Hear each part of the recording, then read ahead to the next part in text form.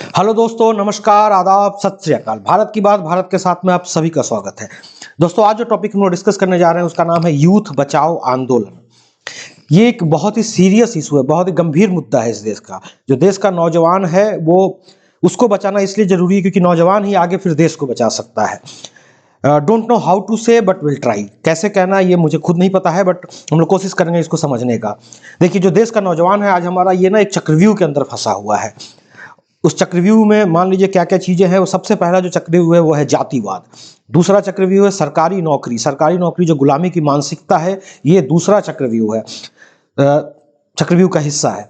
तीसरा, बच्चे मतलब प्रॉपर्टी। माँ बाप यहाँ बच्चों को अपनी प्रॉपर्टी समझते हैं। मतलब अगर उन्होंने बच्चे को जन्म दे दिया है तो बच्चा क्या खाएगा, क्या पिएगा, वो क्या नौकरी करेगा, वो किससे शादी करेगा, टोटली वो उसको अपना जीवन जीने का अधिकार ही नहीं देते। उसको प्रॉपर्टी से ज़्यादा कुछ नहीं समझते हैं। और खास करके अगर वो गर्ल चाइल्ड है, लड़की है, तो वो उसे स्लेव से ज़्यादा कुछ नहीं समझते हैं। लड़कों को तो फिर भी एक इंसान समझ लेते हैं, लड़की को तो इंसान समझते ही नहीं है। और ये इस तरह का एक चक्रव्यूह में भारत का जो नौजवान है वो बुरी तरह से फंसा हुआ है। और इस नौजवान को इस चक्रव्यूह से निकालना बहुत ज़्यादा जरूरी है। और इसीलिए इस आंदोलन का नाम हमने रखा है यूथ बचाओ आंदोलन। अब इसको समझने का हम लोग प्रयास करते हैं जितना हम सब कर सके। पहला, see after 91 economic liberalisation India started developing. 91 का जब इकोनॉमिक लिबरलाइजेशन हुआ तब भारत ना थोड़ा डेवलप करना स्टार्ट हुआ। मतलब डेवलपमेंट का में और बहुत सारे सेंसेज होते हैं, सही डेवलपमेंट, गलत डेवलपमेंट, उस डिस्कशन में नहीं जाते हैं। बट इकोनॉमिकल सेंस में इंडिया डेवलप होना स्टार्ट हुआ। उसके कारण क्या क्या हुआ, बेटर एजुकेशन मिलने लगा, मॉडर्न एजुकेशन मिलने लगा। लेकिन वो एजुकेशन हर जगह नहीं मिलता था, दूसरे शहरों में मिलता था। Better education in other cities. उसके अलावा जो एजुकेशन का टेन्योर है वो काफ़ी लंबा होने लगा। मान लीजिए सोसाइटी के अंदर एक अजीब सा प्रेशर बना, डॉक्टर बनवाना है सब बच्चे को, सबको इंजीनियर बनाना है, सबको एमबीए करवाना है, काइंड ऑफ। तो अब वो डॉक्टर बनने की जो प्रक्रिया थी वो 32 साल 34 साल तक, पहले एमबीबीएस करो, फिर एमडी करो, दिस करो, डैट करो। एमबीए करना है तो भी आपको 29-30 साल तक का समय लग जाएगा। इंजीनियरिंग करना है तो भी 25 26 27। तो ऐसे करके जो लॉन्ग टेन्योर ऑफ एजुकेशन है, शिक्षा लेने का जो प्रक्रिया है वो काफ़ी लंबा होता चला गया। अब बच्चों को समझते हैं। बच्चों का क्या होता है, 16 से 20 उनका एडोलेसेंस का एज होता है, वो नौजवान होते हैं। 20 से 30 में वो जवान हो चुके होते हैं, मतलब एक थोड़ा सा समझदार हो चुके होते हैं। और 30 से 35 में मैच्योर हो जाते हैं, समझदारी आ जाती है। और ये काफ़ी लंबा समय होता है 16 से 35 साल के बीच का, ये छोटा मोटा समय नहीं है। इस बीच में और उन्होंने आपको एजुकेशन लेना है, और मॉडर्न एजुकेशन है, कोएड एजुकेशन है, लड़के लड़की एक साथ पढ़ रहे हैं। तो ऐसे सिचुएशन में जो बच्चे थे, किसी का दिल किसी के लिए ना धड़के ये पॉसिबल ही नहीं है। हर किसी का दिल किसी ना किसी के लिए धड़केगा ही, और धड़कता भी आदमी का दिल उसी के लिए है जहाँ पे विषम परिस्थितियां होती हैं। जाति का अंतर होगा या तो क्षेत्र का अंतर होगा, कुछ तो अगर सब जगह सही हो तो वहां उसका दिल धड़केगा ही नहीं। दिल तभी धड़कता है जब कुछ ना कुछ सामाजिक कंस्ट्रेंट होता है वहां पे। और हमारा जो समाज है उसके सोचने का जो नजरिया है वो कैसे देखता है समाज, आवर सोशल ट्रेट्स क्या है समाज के कि अपना इश्क इबादत और दूसरे का इश्क हवस। अगर उसको खुद को किसी को भी इश्क हो गया है तो वो उसको इबादत की तरह पेश करता रहेगा। लेकिन अगर दूसरे किसी ने इश्क कर लिया है तो वो उसको सिर्फ गंदी नज़र से देखता है, हवस की नज़र से देखता है। दूसरा जो ट्रेट क्या है हमारे समाज का, कि एनिमी ऑफ लव है। ये जाने अनजाने, कॉन्शियसली, सब कॉन्शियसली ये प्यार का दुश्मन है। आप इस बात से समझ लीजिए कि अगर माँ बाप हैं, गिव एवरीथिंग टू चिल्ड्रन, बच्चे को जो चाहिए, बचपन से खिलौना चाहिए, साइकिल चाहिए, पढ़ने के लिए जगह चाहिए, घूमने के लिए कहीं जाना है, सब कुछ देंगे, घर बेच के पढ़ा देंगे, सारा कुछ करेंगे, लेकिन प्यार नहीं देंगे। चाहे वो कुछ भी हो जाए, प्यार नहीं देंगे। और ये सिर्फ माँ बाप नहीं, पूरी की पूरी सोसाइटी उसका दुश्मन हो जाती है। अगर बंदे ने प्यार कर लिया तो उसे गलत समझा जाएगा, और पूरा का पूरा घर से लेकर बाहर तक उसके दुश्मन हो जाते हैं। ऐसा वो क्यों करते हैं? क्योंकि फियर ऑफ सोसाइटी, एक सोशल ऑब्स्ट्रक्शन का उनके ऊपर प्रेशर होता है। क्योंकि अगर मान लो माँ बाप भी समझदार है, अगर वो इतने मैच्योर है, समझ रहे हैं कि नहीं, प्यार करना कोई गलत चीज़ नहीं है, हो भी जाता है, बट अब इसको झेलना उस बच्चे को से ज़्यादा उनके माँ बाप और उनके सबको पड़ता है, रिश्तेदारों सबको सुनना है, और सोसाइटी का ऑब्स्ट्रक्शन झेलना है, तरह तरह के ताने सुनने हैं। तो फियर ऑफ सोसाइटी, समाज का गंदा सा डर बैठा हुआ होता है उनके मन में, और इसलिए वो चाहते हुए भी या नहीं चाहते हुए भी, और जाने अनजाने, सभी प्यार के दुश्मन हो जाते हैं। ओनली एक्सेप्टेड लव, सिर्फ प्यार जिसको एक्सेप्टेंस मिला हुआ है वो क्या है, अरेंज मैरिज, कि आपको किसी के साथ ढूंढ ढांड के खुद ही शादी कर देंगे, आप उससे प्यार करिए, उसी को मान्यता मिलेगी। अगर ऐसा नहीं है तो मान्यता मिलने भी नहीं। उसमें भी अरेंज मैरिज में भी अगर सरकारी नौकरी हो तो उसको ज्यादा मान्यता देंगे, क्योंकि ये सब ना समाज के बनाए हुए ढर्रे के हिसाब से फिट बैठता था, आज भी फिट बैठता है। आप देखिए कि सिर्फ अगर ये प्यार में कमी, मतलब अगर इनका दोहरापन ना होता तो even love marriages become arranged, specially UPSC. अगर मान लीजिए कोई लड़का या लड़की यूपीएससी निकाल लेता है, तब तब क्या हो जाता है, तब यही लव मैरिज, कोई दिक्कत नहीं है। क्यों? क्योंकि तब समाज ताना नहीं मारेगा, क्योंकि उसकी मजबूरी होती है कि वो आईएएस बन गया है लड़का या लड़की, तो 50 काम निकलवाने, नेपोटिज्म एंड करप्शन। जो दूसरा बैठा हुआ है कि अगर सरकारी या खास करके बड़ा ऑफिसर है तो हमें अपना काम निकलवाने का कुछ तो भाई भतीजावाद का फायदा निकलवा लेंगे, और या तो भ्रष्टाचार में कुछ हमें हेल्प मिल जाएगा।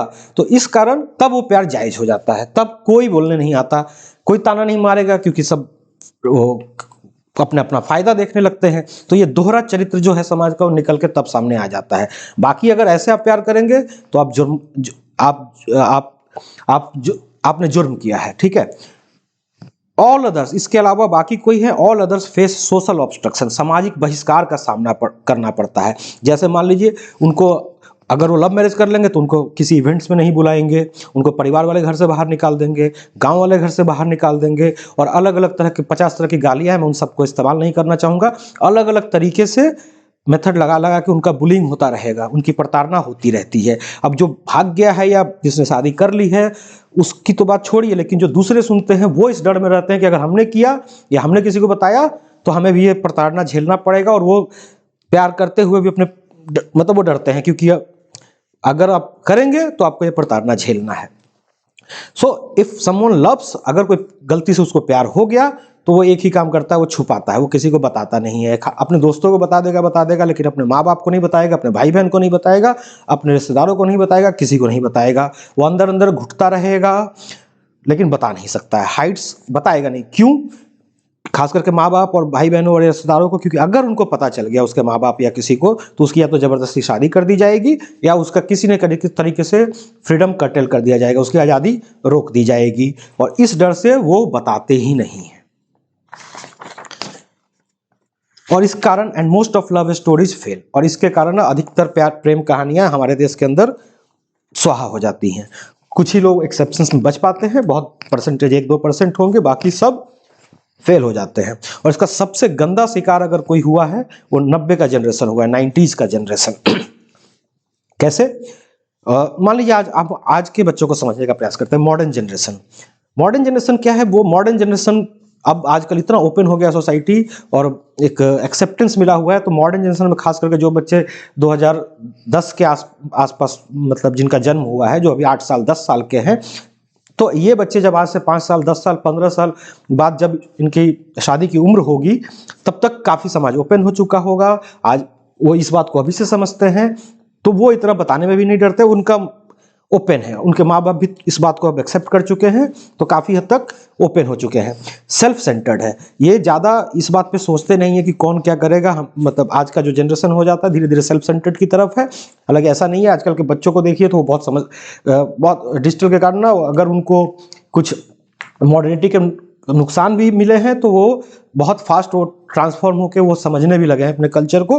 तो मैं यहाँ पे वो बात नहीं कह रहा हूँ कि जो मॉडर्न जनरेशन है वो बिल्कुल ऐसा नहीं है कि वो समझता नहीं है हमारे सभ्यता को, लेकिन फिर भी वो सेल्फ सेंटर्ड है। वो ये समझता है कि जब तक हम खुश नहीं रहेंगे हम किसी को खुश नहीं रख सकते हैं, तो वो सेल्फ सेंटर्ड है कम से कम।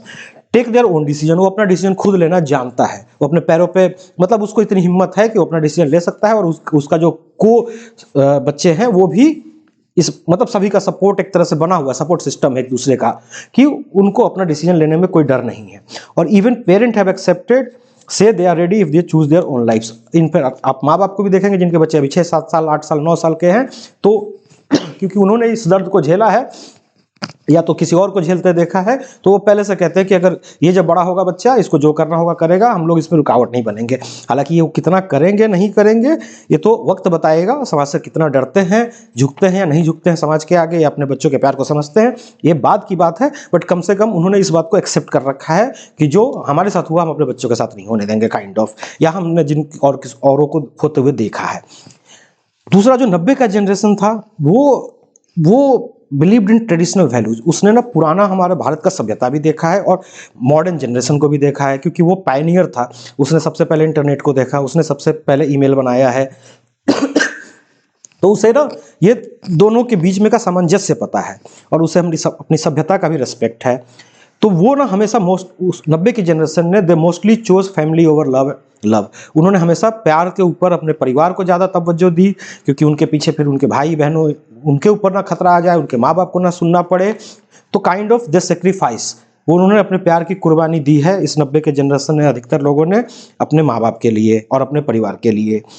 सम सरेंडर टू सोशल विल, कुछ ने समाज के आगे झुक गए, अपने प्यार का सेक्रीफाइस कर दिया और अरेंज मैरिज कर लिया। सम गॉट अवे इन विल्डरनेस, कुछ जिन्होंने सेक्रीफाइस नहीं किया, उनके पास एक ही ऑप्शन था, वो घर छोड़कर भाग गए। बट द वर्स्ट शिकार were those who waited silently. But इसके बीच में एक 90s के जनरेशन में कुछ ऐसे लोग थे जिन्होंने एक अलग ही तरह की क्रांति की, जिन्होंने वेट किया साइलेंटली कि शायद कभी आगे ये समाज बदलेगा, और उन्होंने उसका रास्ता क्या अपनाया, उन्होंने शादी करने से मना करते रहे साइलेंटली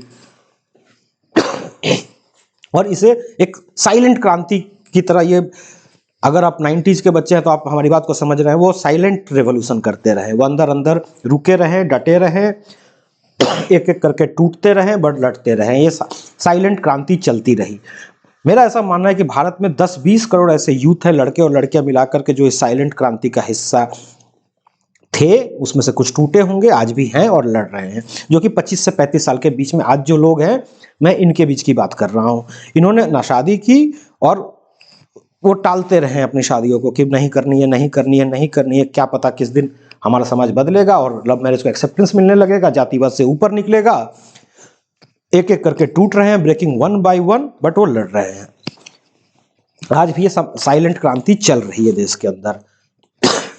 सेकेंड प्रॉब्लम कास्टिज्म, दूसरी समस्या जातिवाद की समस्या। ये इस हमारे देश का सबसे बड़ा कोड है। ऊपर वाले ने बनाते वक्त किसी को ऐसा कुछ ऊपर नीचे नहीं बनाया, लेकिन एक जातिवाद की बहुत गंदी समस्या हमारे देश के अंदर है, और ये सबसे बड़ी समस्या है। क्योंकि मान लीजिए अगर एक कास्ट में किसी ने प्यार कर लिया तो वो तुरंत ओके हो जाएगा, अगर सरकारी नौकरी में है, छोटा लॉ ऑफिसर भी है, तब तो और फास्ट ओके हो जाएगा, और अगर नहीं भी है, अनएम्प्लॉयड भी है, लड़का लड़की कुछ भी, तो भी हो जाएगा, क्योंकि कम से कम जाति सेट है तो गाली सुनने का चांस नहीं है, घर अच्छा है, परिवार अच्छा है, ये है वो है, लड़का अच्छा है, कुछ करके वो सेट हो जाएगा मामला। लेकिन अदर कास्ट का है देन वो पॉसिबल नहीं, नॉट पॉसिबल, कुछ भी कर लो नॉट पॉसिबल एक्सेप्ट आईएएस। क्या अगर आप गलती से यूपीएससी निकाल लेते हो तो वो एक अलग इंश्योरेंस की तरह काम करता है कि तब आप कुछ भी कर लो, अब आप इस ट्रैप से बाहर निकल चुके हो। क्यों? क्योंकि फिर पेरेंट्स को बोस्ट ऑफ करने का मिल जाता है सोशल सर्कल पे, उनके पास उनको कोई डांटने नहीं आएगा, दिस नहीं डैट नहीं, तो वो डरते नहीं है, और ये इसको एक सोशल एक्सेप्टेंस मिल चुका है। ठीक है, लेकिन अगर इसके अलावा मान लीजिए वो कुछ भी नहीं है और दूसरी जाति में शादी हो रही है, तो parents become laughing jack of society. तो जो माँ बाप है वो समाज के मजाक का जो है ना पात्र बन जाते हैं, और बच्चे तो बनते ही बनते हैं। तो चलो एटलीस्ट उनको तो उन्होंने अगर प्यार के लिए समाज की गाली भी सुननी है तो भी सुन लेंगे, लेकिन माँ बाप की कोई गलती होती नहीं, और इसलिए बच्चे इसमें सेक्रीफाइस करते रहते हैं कि उनके कारण उनके माँ बाप को ना सुनना पड़े। सो दे डू फियर, तो माँ बाप इस समाज से डरते हैं। But recently in corona times, अभी कोरोना के समय में हमने देखा, we saw none of this relative society is your own. कोई भी जो है समाज है और ना ही आपके रिश्तेदार आपके अपने हैं। बच्चों ने माँ बाप का साथ छोड़ दिया और माँ बाप ने बच्चों तक का साथ छोड़ दिया जब कोरोना में हाहाकार मचा। तो बाकी रिश्तेदार और ये सब तो भूल ही जाइए, आप समाज कितना आपके लिए खड़ा होता है वो आप सब जानते हैं, लेकिन डर में आप जीते हैं, पर उनमें से कोई आपका अपना नहीं है। एक्चुअली तो इस पृथ्वी पे कोई भी आपका अपना नहीं है, आपका शरीर खुद का अपना नहीं है, ये भी आपके हाथ में नहीं है, ये भी एक दिन चला जाएगा। थर्ड प्रॉब्लम, तीसरा प्रॉब्लम एस्केप पॉइंट। अब इस सब समस्या से निकलने के लिए एक यूथ के पास एक एस्केप पॉइंट हो जाता है। वो क्या हो जाता है? Preparation for government jobs. वो अपने प्यार को पाने के लिए या जो भी है, मतलब इस सिचुएशन से बचने के लिए या आगे अगर उसको प्यार हो जाए, जो भी है वो कहीं ना कहीं, प्लस सरकारी नौकरी का एक मानसिकता, गंदी मानसिकता इस देश के अंदर है ही, तो ना जा चाहे खुद से भी और नहीं भी चाहे तो भी वो कहीं ना कहीं मजबूर हो जाता है कि उसको तैयारी ही करनी है। भले ही उसके अंदर एक साइंटिस्ट बनने का टैलेंट हो, एक एंटरप्रेन्योर बन सकता हो, लेकिन वो कहीं ना कहीं हो जाता है मजबूर एसएससी की तैयारी करने के लिए, बैंक क्लर्क की तैयारी करने के लिए। So youth are preparing for government jobs up to 36 to 40 years depending on reservation schemes. जो हमारे देश का नौजवान है वो 36 से 40 साल तक तैयारी ही किए जा रहा है सरकारी नौकरियों की, ये फॉर्म से लेकर के one form to second form, जैसा जैसा रिजर्वेशन स्कीम्स है, अगर नहीं है तो जनरल है तो 36 साल तक, कोई रिजर्वेशन का स्कीम का उसको मिला हुआ है तो 40 साल तक ये तैयारी कर रहा है। अब इससे एक बहुत दूसरी समस्या क्या उत्पन्न हो जा रही है, huge loss of demographic dividend. जो यूथ है वो राष्ट्र की सबसे बड़ी संपत्ति है, वो है जो राष्ट्र का निर्माण करता है। अगर वो, और उसका प्रोडक्टिव एज क्या है, 20 साल से 50 साल 60 साल तक मतलब कोई भी इंसान का सबसे प्रोडक्टिव, सबसे ज़्यादा उसमें उत्साह और ऊर्जा कब होगा, 20 से 50-60 साल तक। अब उसमें अगर वो 40 साल तक तैयारी ही करता रह जाएगा, उसका सारा ऊर्जा फालतू जगह पे लगा जाता है, उसका इंटरेस्ट हो ना हो बट वो मजबूर है वो तैयारी करने के लिए। और इसके चक्कर में राष्ट्र का जो ये नौजवान है ये पूरी तरह से राष्ट्र पे उल्टा बोझ बन जाता है, प्लस वो खुश नहीं रहता है, वो उसमें निराश रहता है। नौकरियों का इतना ज़्यादा है नहीं, सरकारी नौकरियाँ कहाँ से होगा 130 करोड़ के देश में, फिर वो फ्रस्ट्रेशन का शिकार रहता है। कोई भी जो एग्जाम का फॉर्म है यह सब 4 साल 5 साल का प्रोसेस चलते रहता है, उधर सोसाइटी से अलग गलती सुनते रहता है कि तुम 3-4 साल से तैयारी कर रहा है, कुछ हो नहीं रहा, मतलब समझ रहे हैं। और इस प्रेशर में फिर वो नशे की तरफ जाता है, और ये पूरा जो राष्ट्र की संपत्ति है, जो राष्ट्र का निर्माण कर सकती है, जो राष्ट्र का नौजवान है, वो राष्ट्र पे बोझ बनता जा रहा है। Of no economic use after 60 but most productive during 20 to 50, half wasted in तैयारी। जो आधी जिंदगी है इस नौजवान की वो ये अनप्रोडक्टिव काम में तैयारी करने में ही बर्बाद हो रहा है। दूसरा, पेरेंट्स गांव की खेती करते हैं और बच्चे दिल्ली में प्रिपरेशन। आप ये देखिए, और एहसास भी नहीं है, कोई कॉन्शियस भी नहीं है। माँ बाप गांव में खेती करके, किसानी करके पैसा भेज रहे हैं, और बच्चे दिल्ली में उसको फीस भर भर के तैयारी किए जा रहे हैं, और पढ़ कितना रहे हैं वो तो वही जानते हैं, क्योंकि अगर इंटरेस्ट नहीं है तो क्या ही पढ़ेंगे। गलती बच्चों की नहीं है, it's the family pressure, because without that, ये इसमें, और इन बच्चों की कोई गलती भी नहीं है इसमें, क्योंकि उनको अपना मन हो ना हो वो मजबूर हैं इस समाज से और इस अपने परिवार से कि उनको ये सामाजिक प्रेशर के दबाव में तैयारी करनी पड़ती है। So all family forces for the same, लगभग ये सारे बच्चे इसका गंदा शिकार हो रहे हैं, क्योंकि जब तक अगर आपको सरकारी नौकरी नहीं मिलेगी तो कोई रिस्पेक्ट नहीं करेगा। एमबीए भी आप कर लो कोई वैल्यू नहीं है, साइंटिस्ट हो कोई वैल्यू नहीं है। गांव में जाओ, समाज आपको इज्जत तभी देगा जब आप एक सरकारी चपरासी भी बन के आओगे, तब आपको इज्जत मिल जाएगा। प्राइवेट आप कंपनी के सीईओ, उनको समझ में नहीं आता सीईओ क्या होता है, कोई वैल्यू ही नहीं है, तो कोई रिस्पेक्ट नहीं मिलने वाला है, कोई आपकी शादी नहीं होने वाली है। ये एक हमारे समाज का सच्चाई है, और ये बहुत ही एक असहाय सी स्थिति हो जाती है बच्चों के लिए। अब हम लोग दोस्तों थोड़ा सरकारी नौकरी और दूसरी नौकरियों में, अगर आप एक अच्छी नौकरी कर रहे हैं, उन दोनों में ना फ़र्क समझने का प्रयास करते हैं। हम कोई सरकारी नौकरी के खिलाफ नहीं है, वो देश की ज़रूरत है, लेकिन सरकारी नौकरी को ही सब कुछ मान लेना ये गुलामी की मानसिकता है। नौकरी इटसेल्फ एक गुलामी की मानसिकता है। हमारे देश के अंदर एक उत्तम खेती मध्यम बान, अधम चाकरी नीत निदान, कि नौकरी को बहुत नीचे का दर्जा दिया गया है। लेकिन आज के समय में हमारा देश ऐसा हो गया कि नौकरी को सबसे ऊपर का दर्जा दे दिया है, और अगर सरकारी नौकरी है फिर तो आपको कुछ मतलब नहीं, क्योंकि यहाँ पे सीधा वो भाई भतीजावाद और करप्शन इसके पीछे चल रहा है, गुलामी की मानसिकता और कुछ भी नहीं। अब मान लीजिए दोनों को फिर भी कंपेयर करने का प्रयास करते हैं। मान लीजिए एक साधारण कोई भी दूसरा नौकरी कर रहा है और वो सिर्फ 50,000 रुपये महीना कमा रहा है।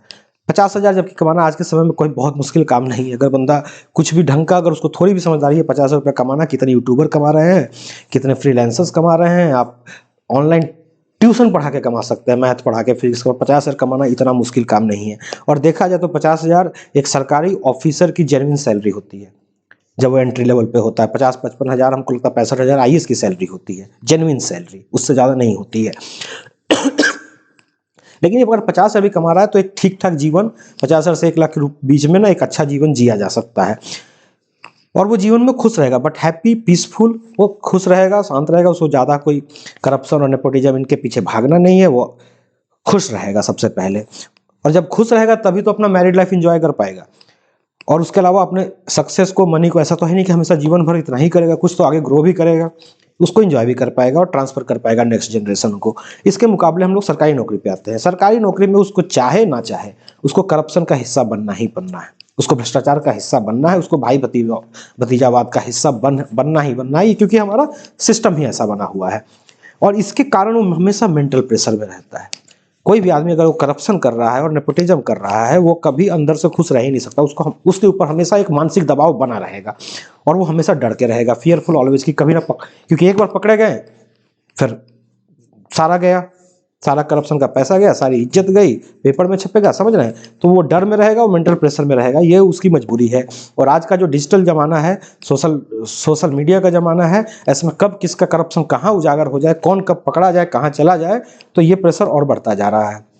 दूसरा, सरकारी नौकरी में एक रिपोर्ट है, अगर वो पढ़ेंगे तो डीह्यूमनाइजेशन हो जाता है। जैसे कोरोना के समय में आपने देखा होगा कि कुछ पुलिस के ऑफिसर्स थे या सीआरपीएफ के थे, एक लड़का था जो अपनी माँ के लिए सिलेंडर उनसे मांग रहा है, पर वो ऐसा नहीं, उनका हृदय नहीं है, वो चाहे तो दे दे, लेकिन वो मजबूर है, क्योंकि वो अपनी ड्यूटी से मजबूर है। वो सिलेंडर वो कहीं और लेके जा रहे होंगे, तो वो कैसे दे सकते हैं। तो और ऐसा ही मान लीजिए कोई बूढ़ी औरत आ रही है, उसको 300 रुपये का पेंशन देना है, लेकिन उसको पता है कि ऊपर से नीचे उसमें से 50 रुपये कट लेने हैं। तो वो अगर उसको उसके अंदर का हृदय विचलित भी हो रहा है तो भी वो कुछ नहीं कर सकता है। वो अपने मान लीजिए अपने पास से 50 रुपये दे देगा, पर कितना देगा।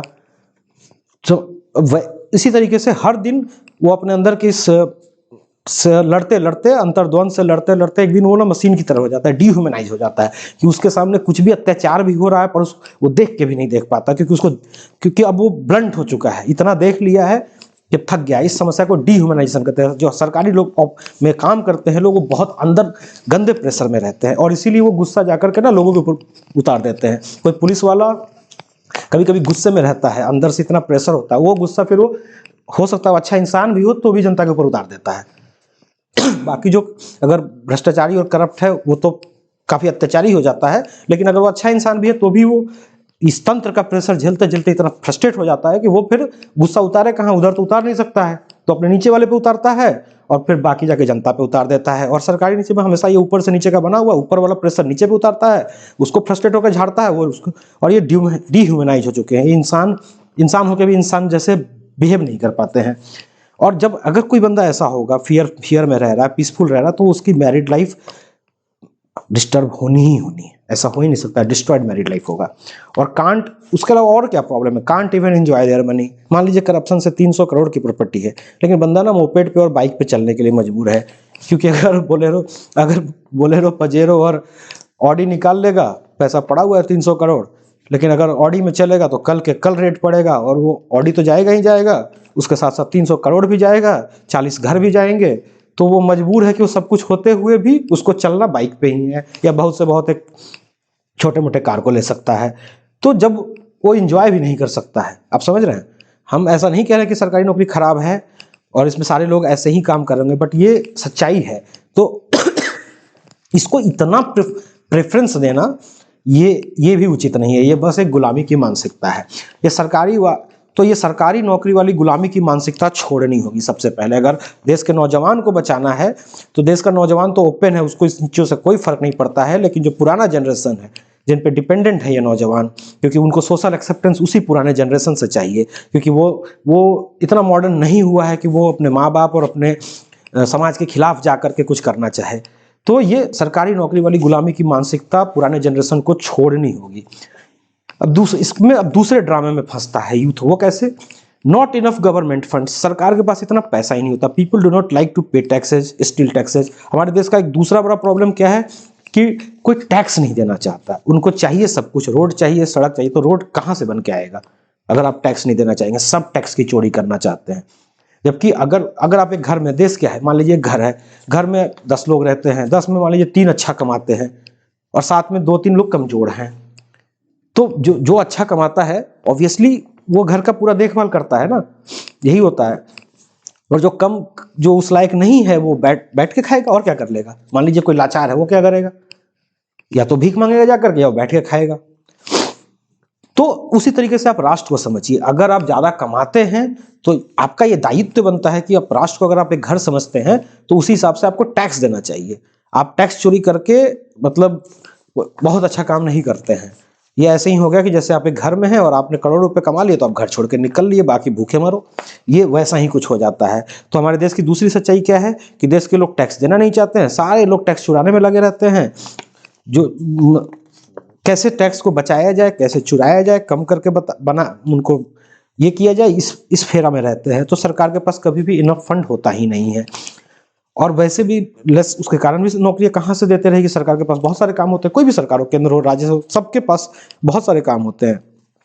और आप टैक्स अगर नहीं देंगे तो उनके पास पैसे नहीं होंगे, तो आपको सैलरी कहाँ से देंगे? तो लेस गवर्नमेंट जॉब्स होंगे। और अगर देंगे भी तो सरकारी नौकरी का एक लिमिट ही तो होगा। 130 करोड़ में आप क्या 130 करोड़ लोगों को सरकारी नौकरी दे देंगे? नहीं पॉसिबल है ना। 10 लाख, 20 लाख, 50 लाख सरकारी नौकरी होगी, उतने ही लोगों को दे पाएंगे, बाकी को कहाँ से दे देंगे?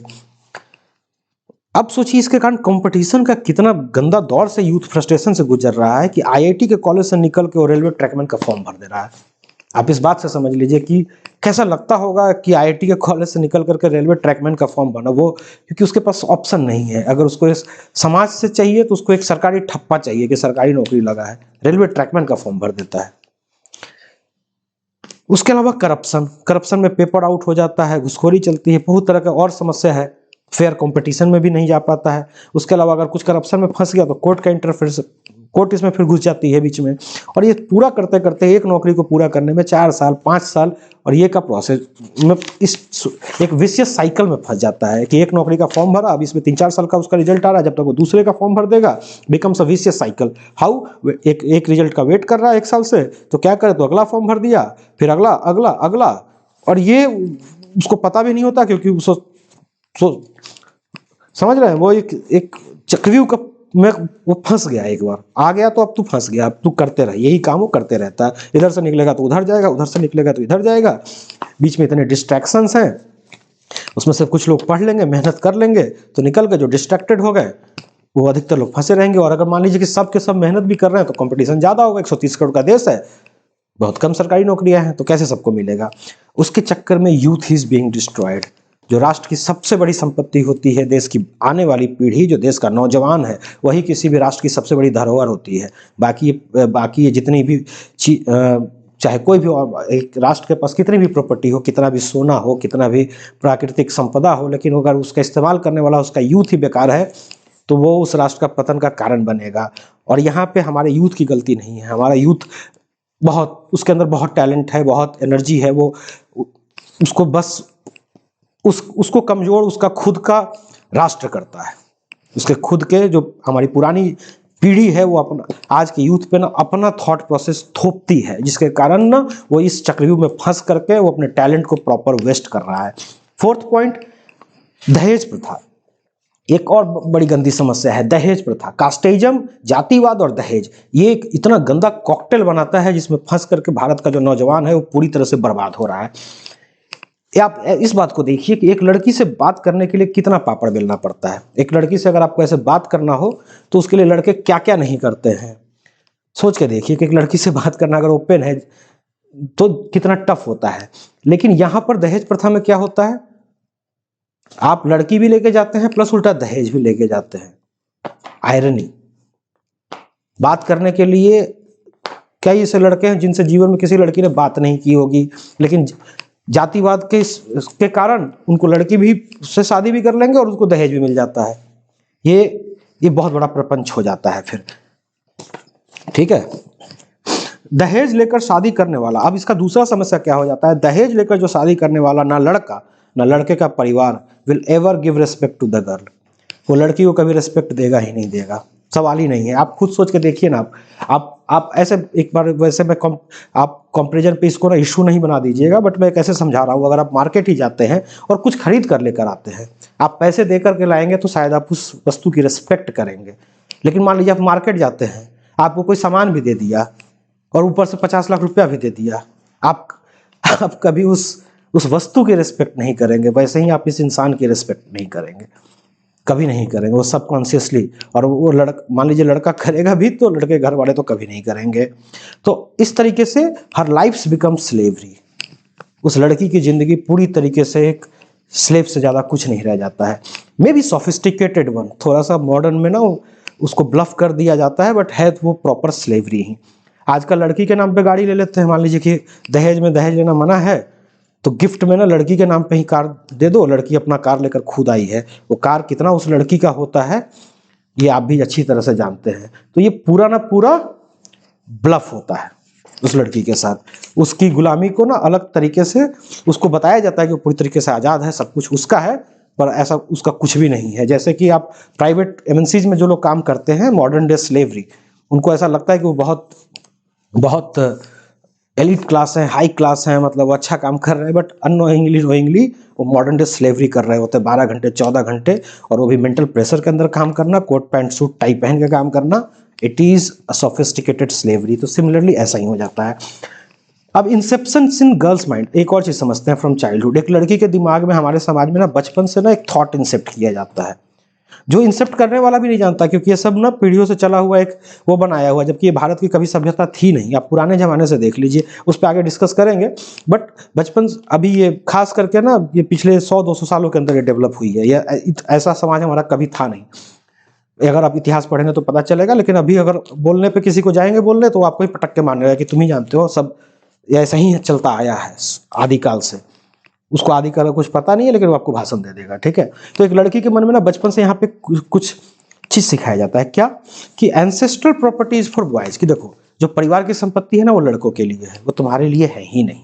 एक अच्छी लड़की को ना उस प्रॉपर्टी पे नजर नहीं डालना चाहिए। एंसेस्ट्रल प्रॉपर्टी लड़के की है, तुम्हारी नहीं है। A good girl should not ask for it. एक अच्छी लड़की कभी भी उस प्रॉपर्टी की तरफ नजर नहीं डाल सकती। ऐसा एक बचपन से उसके डालने वाला को भी पता हो या नहीं पता हो, और लड़की को भी नहीं पता हो, बट ये थॉट उसके अंदर इंसेप्ट कर दिया जाता है। दूसरा, parents family duty is to give good dahej and marry her. माँ बाप का फर्ज बनता है कि लड़की को एक अच्छा दहेज देकर के, एक अच्छा लड़का ढूंढ करके शादी कर दे, और एक अच्छी लड़की का फर्ज भी यही होता है कि जिससे वो उसको शादी करके भेज दे, वो उसके साथ चुपचाप चली जाए और अपनी स्लेवरी को जिए, और यही एक अच्छे लड़की का संस्कार होता है। रिजल्ट, इसका रिजल्ट क्या हो जाता है इस थॉट के इंसेप्शन से? एक लड़की बेचारी खुद बोलती है कि मुझे अपने भाई का हिस्सा नहीं चाहिए। अगर आप किसी लड़की को बोलेंगे यहाँ भारत के अंदर कि तुम अपने प्रॉपर्टी से हिस्सा लो, ये तो तुम्हारा कानूनी अधिकार है, तो वो लड़की का जवाब भी आपको यही मिलेगा कि नहीं नहीं, हमें अपने भाई का हिस्सा नहीं चाहिए। चाहे वो मैंने अपने बहन में मतलब बचपन में अपने बचपन क्या मतलब थोड़ा कॉलेज वॉलेज के टाइम में मैंने ये बात ऐसे ही कही थी, कि वैसी कभी बात हो रही थी कि नहीं प्रॉपर्टी में तो फिर सबको हिस्सा मिलना चाहिए। तो मेरी बहनें ही मुझसे लड़ रही थी, माँ बाप तो लड़ रहे तो अलग बात है, बहनें भी लड़ रही थी मुझसे ही कि नहीं, मतलब तब मुझे इतना समझ में नहीं आया था कि इसका क्या रीजन है, बट अब मैं समझ पाता हूँ कि ये क्यों होता है। क्योंकि बचपन से उनके मन में ना थॉट्स घुसाया हुआ है, अनकॉन्शियसली घुसाने वाले को भी नहीं पता है और उसको भी नहीं पता है। लेकिन अब लीगली देखते हैं, लीगली क्या है। लीगली जो भारत का संविधान है उसके तहत लड़की का हिस्सा एंसेस्ट्रल प्रॉपर्टी में है, इक्वल है, बराबर हिस्सा है। कितनी लड़कियों को मिलता है? किसी को नहीं। कोई अगर वैसे लड़के ले ले तो फिर उसे होगा कि ये खराब लड़की है, बेईमान लड़की है। समझ रहे हैं किस तरीके से ये सोसाइटी फिर उसको ऑब्स्ट्रक्शन क्रिएट करता है, उसको दबा करके उसको गिरा देता है ताकि वो आवाज ना उठाए और बाकी उससे देख करके बाकी भी ना मांगने लगे। दूसरा, मॉरली देखते हैं। चलिए मान लेते हैं कि आप एक लड़की को एक वीक, कमजोर समझते हैं, हालांकि ऐसा है नहीं, लड़की लड़कों से बहुत ज्यादा स्ट्रांग होती है। अब इस पे अलग कभी डिबेट और डिस्कशन होगा तो की बात अलग है। सिंपल सी बात है कि लड़की के अंदर जो कैपेसिटी होती है, जो सेक्रीफाइस करने की, जो सहने की, वो बहुत ज्यादा है। लड़के टूट जाएंगे, वो लड़के तुरंत टूट जाते हैं। इनका बस छोट दिखाने के लिए होता है, शॉर्ट टर्म के लिए होता है power, but they don't have real power. The real power is inside a girl. तो वो वैसे तो स्ट्रांग होती है, लेकिन अगर मान लीजिए कि हमारा समाज एक लड़की को कमजोर मानता भी है, तो मॉरली सिर्फ फिजिकली कमजोर होती है लड़कियां, और कोई बात नहीं है। लड़के फिजिकली मजबूत होते हैं बस, उसके अलावा बाकी हर सेंस में आप देखेंगे तो एक लड़की ज्यादा मजबूत होती है। तो मॉरली अगर आप मानते हैं कि एक लड़की वीक है, तो भी एक माँ बाप का क्या कर्तव्य बनता है? अगर माँ बाप के 2 बच्चे हैं और एक कमजोर है, तो उसको तो अपनी प्रॉपर्टी अपने कमजोर बच्चे को देना चाहिए, क्योंकि जो मजबूत है वो तो खुद कमा लेगा, वो तो खुद लायक है, भीख भी मांग के जी लेगा, मजबूत है, करो कुछ। कमजोर को देके जाएंगे ना प्रॉपर्टी, कर्तव्य तो ये होता है।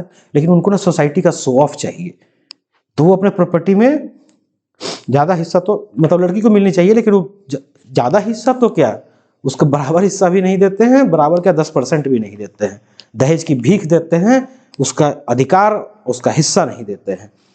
ठीक है। मेरा ऐसा मानना है, और ये देश का संविधान भी हमारा यही कहता है, लेकिन वो लड़कियां मजबूर होती हैं, उनके हाथ में कुछ होता नहीं है। Girls would never marry under dahej. कभी भी एक लड़की को दहेज देकर शादी नहीं करना चाहिए, उसको मना कर देना चाहिए, नहीं करेंगे।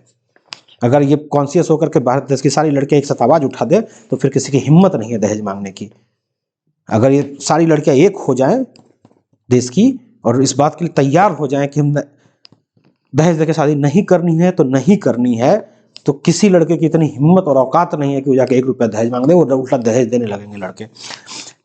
और एक लड़की के माँ बाप को भी कभी दहेज देकर शादी नहीं करना चाहिए। आप जान लीजिए, दहेज देकर आप शादी कर रहे हैं तो आप अपनी ही बच्ची को गुलामी में फेंक रहे हैं। जो आपको पता नहीं है, आप उसको समझ रहे हैं बहुत अच्छा काम कर रहे हैं, वो नहीं कर रहे हैं आप। It's a forced and bluffed slavery. ये आप उसको जबरदस्ती एक गुलामी में फेंक रहे हैं और ब्लफ करके फेंक रहे हैं, खुद को भी, उसको भी, सबको। इसके लिए पता नहीं एक अलग सेपरेट नेशनल मूवमेंट की जरूरत होगी। दहेज ये हम जैसे लोगों के बस की नहीं है। ये तो देश के बड़े बड़े जो हमारे लीडर्स हैं, जो सेलिब्रिटीज हैं, जो सोशल मीडिया सेलिब्रिटीज, इन सबको एक होकर जब लड़ना पड़ेगा तब ये नेशनल कॉन्शियसनेस डेवलप हो सकता है। अब चलिए हम लोग थोड़ा ड्यूटी और धर्म पे बात करते हैं कि कर्तव्य क्या है और धर्म क्या है माँ बाप का। माँ बाप fulfil all wish but the wish of love is killed. माँ बाप अपने बच्चों का यहाँ सारा पूरा करेंगे, बस अगर उसके प्यार को पूरा करने के लिए उसके खिलाफ लड़ेंगे, वो उसका ही कत्ल करेंगे। कुछ तो लोग कहेंगे, लोगों का काम है कहना। लोग तो कुछ कहेंगे ही, आप कुछ भी करिए, आप अच्छा करिए, खराब करिए, कुछ लोग कुछ आपके पक्ष में बोलेंगे, कुछ आपके खिलाफ बोलेंगे। आप कितने कायर हैं कि आप उससे डर जाते हैं, या आप कितने वीर हैं कि आप उस समाज का सामना करते हैं, ये आपके ऊपर है। तो कुछ तो लोग कहेंगे, लोगों का काम है कहना। If you are not fighting for your child against society, it's कायरता। अगर आप अपने ही बच्चों के लिए अपने समाज से नहीं लड़ सकते हैं तो ये और कुछ नहीं, आपकी कायरता है। आप पुराने जमाने में भी देखिए, ओल्ड एज प्रथा ऑफ स्वयंवर था। एक लड़की को अपना जीवन साथी चुनने का अधिकार, ये स्वयंवर वर्ड आपने सुना होगा। इसका मतलब ही यही है कि हर एक लड़की को उसके जीवन साथी को चुनने का अधिकार उसे खुद होता है, लेकिन आप कितना देते हैं आप खुद सोच लीजिए। तो इससे ये कायरता है, ये वीरता नहीं है। हाँ, आपको you have all rights to inquire if the boy or girl is good or not, if not convince your child. आपको ये अधिकार है कि आप जानिए कि जो लड़का या लड़की उसने किसी और को सेलेक्ट किया है तो उसमें टैलेंट है, नहीं है, वो अच्छा है, नहीं है, बुरा है। और अगर नहीं, आपको लगता है कि वो सही नहीं है या सही नहीं है लड़की, तो आप अपने बच्चे को समझा सकते हैं। ये आपका फर्ज है। लेकिन but sacrificing your child for society, लेकिन अपने समाज के डर से अपने बच्चे को बलिदान कर देना, ये उचित नहीं है। You will pay the price here, now and even in afterlife. आपको इसका कीमत चुकाना पड़ेगा अभी भी, और अगले जब भी आफ्टर लाइफ, अगले जन्म अगर होता होगा तो उसमें भी चुकाएंगे आप। क्यों? क्योंकि अगर आपने उसको सेक्रीफाइस किया है तो कोई भी इंसान हो, लड़का या लड़की हो, अगर उसको अपने प्यार को सेक्रीफाइस करना होता है, उसके बाद उसके न चेहरे पे हंसी आती है और ना उसके आंखों में चमक आती है। आंखों की चमक और चेहरे की हंसी, ये हमेशा के लिए समाप्त हो जाती है। और आप अपने ही जन्म में उस चीज को देखते हैं और जानते हैं। इतने ही माँ बाप हैं जो अपने ही बच्चों को मार देते हैं। मार तो देते हैं, बाद में जीवन भर वो उस अंतर्द्वंद में जीते हैं कि उन्होंने, बाद में उन्हें एहसास होता है। उस समय तो वो आवेश में होते हैं कि समाज में कोई कुछ बोल दिया, वो उस फ्रस्ट्रेशन में मार देते हैं अपनी खोखली इज्जत बचाने के लिए। लेकिन बाद में वो तिल तिल करके मरते हैं। लेकिन इससे उनको छुटकारा नहीं मिलने वाला इतनी आसानी से। एक ऊपर से ना आप उल्टा इनको आपको ना पॉजिटिव अप्रोच लेने की जरूरत है। एक फ्रेंड की तरह आपको पूछने की जरूरत है, क्योंकि बच्चे ऐसे आपको बोलेंगे भी नहीं कभी, उनके मन में अगर है, क्योंकि वो डरते हैं कि अगर जैसे बोलेंगे आप जबरदस्ती उनकी शादी कर देंगे या तो उनकी आज़ादी पे पाबंदी लगा देंगे। तो उल्टा आपको पूछने की जरूरत है, उनको ना प्रोत्साहन देने की जरूरत है कि अगर ऐसा कुछ है तो बताओ, वी आर विथ यू, हम साथ देंगे तुम्हारा। अगर आप उसको वो भी एक बार बोलेंगे तो बच्चे शायद ना बोलें कि क्या पता ब्लफ कर रहे हो। आपको दोस्त बनना होगा, समझाना होगा, तब जाकर के बच्चे बोलेंगे। आपको बताना होगा कि you are willing to fight for them. आप इस समाज के आगे नहीं झुकेंगे। आप उसने अगर किसी को पसंद किया है तो उसे बताए, आप मिलेंगे, समझेंगे, और लड़का लड़की ठीक है तो फिर आप लड़ेंगे, ठीक है। सो स्टॉप दिस कायरता एंड फाइट। तो इस कायरता को छोड़िए और अपने बच्चों के लिए लड़ना सीखिए। सच्ची वाली लड़ाई, झूठी वाली नहीं। आप उसको साइकिल दिला देते हैं, आप उसको पढ़ने के लिए जमीन बेच देते हैं, ये कोई लड़ाई आपने लड़ाई क्या लड़ी? आप तो ऐसे ही दे रहे हैं। ये तो अपना बच्चा समझ के आप कर्तव्य निभा रहे हैं। आपने उसकी खुशी हो सकता है उसकी, ये सब में भी उल्टा है, उसकी खुशी हो सकता है पढ़ने में नहीं हो, उसको क्रिकेटर बनना है, लेकिन मार मार के आप पढ़ा रहे हैं। ये सिर्फ आप अपना स्वार्थ निभा रहे होते हैं, अपने बच्चे को प्रॉपर्टी की तरह समझ रहे होते हैं। यही वो तीसरी बात है कि बच्चे मतलब आपकी प्रॉपर्टी कभी नहीं होते हैं, वो भी एक फ्री सोल है, वो भी आज़ाद है। आपको आपके जनरेशन ने अगर आज़ादी नहीं दी है तो वो बदला अपने बच्चों से आप लेते हैं, जाने और अनजाने। दूसरा, सिबलिंग्स, जो भाई बहन होते हैं वो भी। दूसरा एक ये भी डर होता है कि अगर इसकी हो गई तो फिर इसके छोटे वाले का, बहुत तरह की समस्या है कि उसका क्या होगा। ये हालांकि ओपन हो चुका है, इतना आपको घबराने की जरूरत नहीं है। अब धीरे धीरे समाज जाग रहा है, भारत जाग रहा है, ये खत्म हो चुका है, बस आप इस डर को ढो रहे हैं। सिबलिंग्स, अगर आप एक बहन हैं तो आपको ऑब्वियसली अपने भाई के लिए पत्थर की तरह खड़ा होना चाहिए, और अगर आप एक भाई हैं, if you are a brother, तो आपने राखी पे क्या शपथ लिया था वो भी आपको याद रखना चाहिए। यू विल प्रोटेक्ट हर। कितना आप पूरा करते हैं अब जानिए, आप भी सब उधर मारने में लग जाते हैं साथ में, आप भी कायर और कमजोर हो जाते हैं। यहाँ पे सब कृष्ण की पूजा करते हैं, एग्जाम्पल ऑफ कृष्ण लीजिए, खुद की बहन को भगा करके शादी करवाया था उन्होंने, लेकिन अब ये बोल देने पे ना आप उल्टा, आप देखिए क्या मैं झूठी बात बता रहा हूँ, सच्ची बात बता रहा हूँ। तो बस उनकी पूजा करने से मतलब नहीं, उन्होंने क्या किया था वो देखिए, वो वीरता है, उन्होंने समाज की परवाह नहीं की थी, आप क्यों करते हैं। So if you take stand, no can make her down. अगर भाई भी अगर स्टैंड ले लेगा तो उस लड़की को कोई झुका नहीं सकता है, लेकिन इफ यू डोंट, अगर आप नहीं लेते हैं, इसके शिकार बहुत सारे लड़के रहे हैं, don't worry you will not get love, तो उसके शिकार आप भी हो जाते हैं, फिर आपको भी नहीं मिलने वाला है। आपको अपने समय में तो लगता है कि मेरे साथ गलत हो रहा है, लेकिन जब उल्टा समय में आप कैसे खड़े, आप क्या कर रहे थे, आप भी तो गलत कर रहे थे। ये समझने की जरूरत है। सामाजिक ये अजीब सा एक सिस्टम है, मैंने बोला ना कि इसको मैं समझा नहीं पा रहा हूँ ढंग से, पर जितना मेरी कोशिश हो रही है मैं आपको समझाने का प्रयास कर रहा हूँ। दूसरा, तीसरा प्रॉब्लम क्या हो जाता है, fear of lifes of other siblings. दूसरे जो बच्चे हैं, मतलब भाई बहन हैं, ऐसा होता है कि अगर एक ने दूसरे कास्ट में शादी कर ली तो दूसरे, समाज का प्रेशर है, सोशल ऑब्स्ट्रक्शन है कि उसके छोटे भाई बहनों में उनकी शादी नहीं, उनकी शादी होने में दिक्कत होने लगेगी। ये भी डर होता है जिसके कारण लोग अपने प्यार का सेक्रीफाइस कर देते हैं। सोसाइटी हैज ओपनड, ये एक समस्या थी लेकिन अब ये इतनी बड़ी समस्या नहीं रह गई, समाज जाग रहा है धीरे धीरे, वो इस दकियानुसी ख्याल को समझ रहा है कि इससे कुछ अच्छा नहीं पाया है इस राष्ट्र ने। आज का जो ओपन हो गया मॉडर्न सोसाइटी, जिसके चक्कर में ना इतने प्री मैरिटल रिलेशन हो जाते हैं, क्यों होते हैं, उनको पता है प्यार तो ऐसे मिलना नहीं है, तो ऐसे ही जिंदगी जी लो, लिव इन से लेके क्या क्या नहीं चल रहा है, ये सब आपके समाज के खोखलेपन के कारण हो रहा है। वरना जो भारत का जो नौजवान है वो इतना भी उसके हैं, अपने कुछ मॉरल अथॉरिटीज हैं, लेकिन आप उसको मजबूर करते हैं कुछ भी ऐसा उल्टा सीधा करने के लिए। Society, this is actually a false fear. ये अभी अब टूट चुका है कि अगर एक बच्चे की शादी हो जाएगी तो आपके दूसरे बच्चों की शादियां नहीं होंगी, ये झूठा है, ये सब टूट गया है, और नहीं टूटा है तो 2-4 साल में सब खत्म होने वाला है। चौथा point, there are intercaste marriages happening in all extended family. इसी का फर्दर पॉइंट है कि अगर एक्सटेंडेड, कोई ऐसा परिवार नहीं बचा है आज भारत में जिसका एक्सटेंडेड जो फैमिली है, रिश्तेदार में कहीं ना कहीं किसी ना किसी ने शादी नहीं की हो, कुछ ना कुछ ना हुआ हो। It is becoming a new normal, यह आज के समय में नया नॉर्मल हो चुका है, and only A mass awakening is needed. बस ये इस पे ना एक अवेकनिंग नहीं क्रिएट हुई है, एक चेतना नहीं जागृत हो रहा है, क्योंकि जो मासेज हैं वो उनकी अपने, जो लोग होते हैं साधारण कॉमन आदमी, उनकी अपनी छोटी छोटी मजबूरियां होती हैं, छोटी छोटी जरूरतें होते हैं, छोटे छोटे लोगों से उनको रोज मिलना पड़ता है, छोटे छोटे ताने सुनने पड़ जाएंगे। तो इस पर एक बार अवेकनिंग क्रिएट करने की जरूरत है। ये अवेकनिंग देश के जो नेशनल लीडर्स हैं, सेलिब्रिटीज हैं, ये सब मिल करके एक बार अगर एक साथ आवाज उठा दे तो ये अवेकनिंग क्रिएट कर सकते हैं। देखिए, 2 चॉइस है, या तो bright eyes of your child and you, अगर आप प्यार के साथ देंगे तो आपके बच्चे के भी चेहरे पे और आंखों में हमेशा खुशी रहेगी, और आपके चेहरे पे भी। नहीं देंगे तो आपकी भी आंखें हमेशा के लिए डेड होने वाली हैं, और आपके चेहरे पे भी स्माइल नहीं आने वाला, और आपके बच्चे के भी। चॉइस में से दोनों रास्तों पे चलना कौन है, ये आपको सोचना है। 5वां, right of a citizen to marry a person of own choice, fundamental right. देखिए, फंडामेंटल राइट ऐसा राइट होता है जो भारत का संविधान आपको देता है, उसके वो संसद से आपको नहीं लेना है, ना ही किसी भारत सरकार से चाहिए, ना राज्य सरकार से चाहिए। ये भारत का संविधान आपको संवैधानिक अधिकार देता है, और उस संवैधानिक अधिकार में सबसे जो इंपॉर्टेंट संवैधानिक अधिकार है वो है आर्टिकल 21, राइट टू लाइफ, जिंदगी जीने का अधिकार। और जिंदगी जीने का अधिकार में के व्याख्या के अंदर मोस्ट इंपॉर्टेंट बात में एक ये भी आता है कि आप अपनी मर्जी के जिससे भी आपका मन हो उससे आप शादी ब्याह कर सकें। ये संवैधानिक अधिकार है, ये उसका भी हनन होता है। आप संविधान के खिलाफ काम करते हैं जब ये काम करते हैं, और इसीलिए वो लॉज है। इसीलिए पुलिस प्रोटेक्शन में फिर शादियाँ होती है अगर आप इसके खिलाफ जाते हैं, क्योंकि वो उसका संवैधानिक अधिकार है। लेकिन ये लड़के लड़की को पता ही नहीं होता, ये सबसे बड़ा प्रॉब्लम है, क्योंकि वो कभी सिटीजन बन ही नहीं पाते। वो बस पढ़ लेते हैं 6 फंडामेंटल राइट स्कूल के किताबों में, पर उसको डिटेल में समझते नहीं है कि फंडामेंटल राइट का मतलब क्या होता है। फंडामेंटल राइट का मतलब वो राइट है जो आपको भारत का संविधान देता है। जैसे वो भारत के राष्ट्रपति को, प्रधानमंत्री को, मुख्यमंत्री को पावर्स देता है, वैसे ही वो एज ए नागरिक आपको कुछ पावर्स देता है, आपको कुछ अधिकार देता है, और उन अधिकारों को फंडामेंटल राइट्स कहते हैं। उसके लिए आप किसी पे डिपेंडेंट नहीं है, ये आपका फंडामेंटल राइट है, ये कोई ना आपको दे सकता है आगे, ना छीन सकता है।